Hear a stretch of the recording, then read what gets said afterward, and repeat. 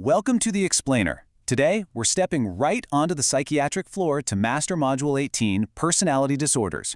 We are talking high-yield, high-stakes clinical exam material here. We're going to dive deep into the fascinating and sometimes really intense world of personality disorders. We'll look at the exact clinical scenarios you're going to face, the critical safety priorities, and of course, those tricky traps that test makers absolutely love to use. So get ready to visualize these patient interactions as we lock in the must-know facts. Here is our roadmap for today. We'll start by defining the three clusters, then break down Cluster A, Cluster B, and Cluster C. After that, we'll tackle those critical exam distinctions, and finally wrap up with defense mechanisms and nursing care. Let's get right into it with Section 1, the three clusters, where we categorize these personality disorders. Think of these foundational categories as your mental filing cabinet for the psych unit. Cluster A is your odd and eccentric group. Cluster B is where we see dramatic, emotional, and highly erratic behaviors. And finally, Cluster C is defined by anxious and fearful presentations. Keep these three core themes locked in your brain as we explore the specific disorders inside them. Moving right along to Section 2, Cluster A, the odd and eccentric disorders, specifically paranoid, schizoid, and schizotypal.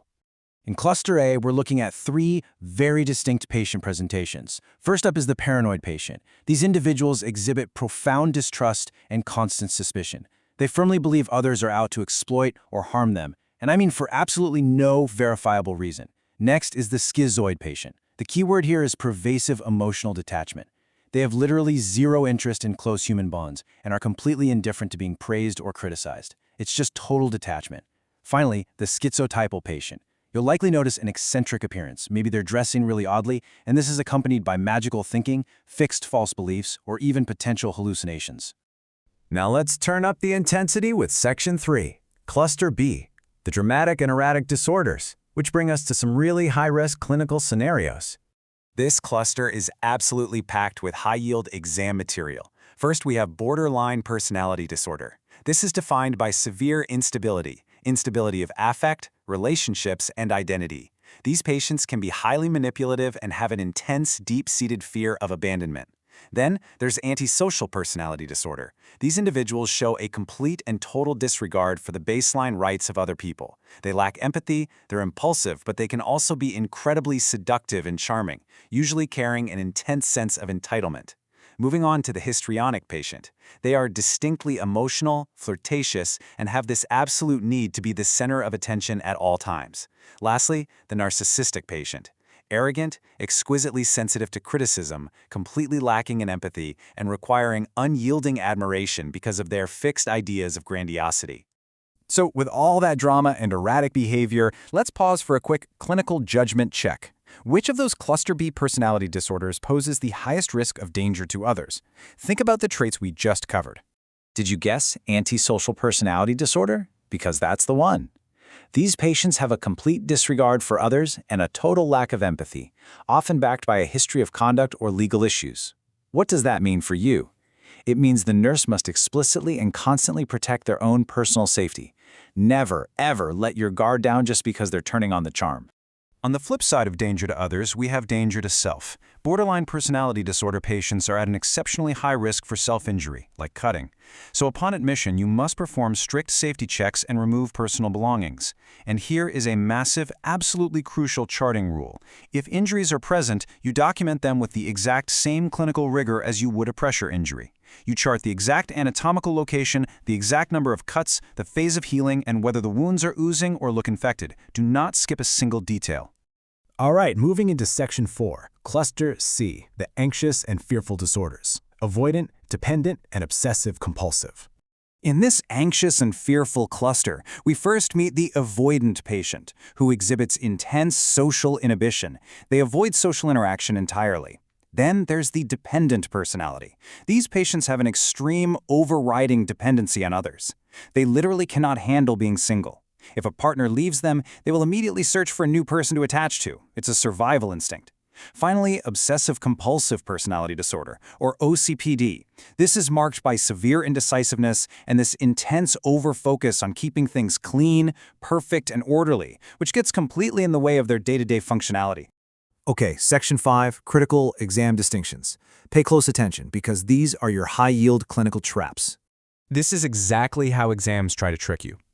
Look at the critical difference between schizoid and avoidant personality disorders. Both patients end up socially isolated, but the why is entirely different. Schizoid patients have absolutely zero interest in close interpersonal relationships. They just do not care. Avoidant patients, on the other hand, deeply, deeply want human bonds, but their extreme anxiety and fear of rejection literally forces them to avoid social interaction. It's a huge difference in motivation. Here's our second major exam trap: true OCD versus OCPD. Obsessive-compulsive disorder, or OCD, involves specific, impulsive behaviors, like ritualistically washing hands or checking the stove exactly 5 times. But obsessive-compulsive personality disorder, OCPD, doesn't necessarily have those specific little rituals. Instead, it's a broad, rigid, all-encompassing obsession with perfection and order that is so severe it totally disrupts their day-to-day life. Let's bring it all home with Section 6. Defenses, care, and safety.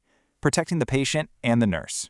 You absolutely have to understand the psychological defenses these patients use. First up is splitting. This is incredibly high yield for borderline personality disorder. Splitting is when the patient rigidly categorizes individuals or situations into absolute extremes. It's all good or all bad. You are either the greatest nurse in the history of the world who can do no wrong, or you are the absolute worst person on the planet. They simply cannot integrate positive and negative traits into a realistic view of a single person. The second defense mechanism is regression. This happens when a highly stressed patient literally reverts back to a previous developmental level or starts acting like a child. Because they can't cope with adult pressures, they regress. A classic clinical example? Walking into a room and finding a grown adult patient curled up in a fetal position on the floor crying after getting some stressful news. So, how do we care for these patients? Well, our plan of care aligns perfectly with the 3 clusters. For Cluster A, the eccentric group, we emphasize skill and resource development to help them find and maintain relationships. For Cluster B, the erratic group, the focus shifts to developing skills that limit those dramatic and inappropriate behaviors. And for Cluster C, the fearful group, we provide education and therapy so they can learn how to best manage those overwhelming feelings of anxiety. And listen, we cannot stress this enough. Safety is always your absolute priority. For borderline patients, their fear of rejection triggers a massive risk for self-injury, so your intervention is to treat any self-inflicted wounds with rigorous documentation. But for antisocial patients, they are at an exceptionally high risk for injuring others. Your intervention there? You, the nurse, must be explicitly and highly aware of your own personal safety at all times. Ultimately, the big takeaway here is that personality disorders aren't just bad moods or phases. They stem from deep, inflexible traits and extreme defense mechanisms that severely, and I mean severely, disrupt the patient's relationships, their functionality in society, and their very sense of identity. Let's put it all together with one final clinical scenario. Imagine a borderline patient utilizes splitting. Say they get furious at the day shift nurse, and then they threaten self-harm because they feel rejected. What is your very first nursing action? Take a second. Think carefully about your safety priorities. Your first action? Safety is the priority. You must immediately perform strict safety checks, remove all personal belongings from the area, and strictly document any physical injuries. You don't argue, you don't negotiate, and you definitely don't ignore the threat. Safety and structure are your primary tools. So, knowing the critical differences between clusters A, B, and C, can you easily spot the exam distractors on your next test? I hope this breakdown helps you visualize these scenarios so you can walk onto the floor and into your exam with total confidence. Master this framework, trust your clinical judgment, and keep saving lives.